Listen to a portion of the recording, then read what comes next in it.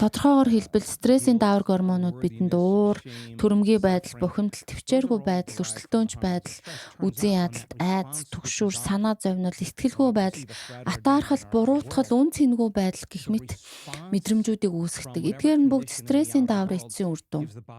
Бид гадаад орчинд аюул мэдрэх үед мэдрэлийн систем амьд үлдэх байдлаар хариу үйлдэл үзүүлдэг бөгөөд энэ стрессийн дааврыг ялгаруулж, бие хөвчөрч, чангарч, тултахад бэлддэг гэсэн үг.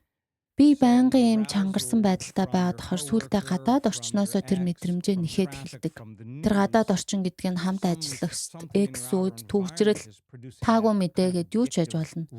Тэдгээрээс шалтгаалсан хүчтэй сэтгэл хөдлөл энерги нь өөрөө донтуулагч шин чанартай байдаг. Явандаа хүмүүс өөрийн ухаангүй асуудал бэрхшээл гадаад орчноо ашиглаж тэр мэдрэмжүүдийг үүсгэхээр донтож эхэлдэг. Муухай ажил, таагүй харилцааг үүндээ ашигладаг гэсэн үг.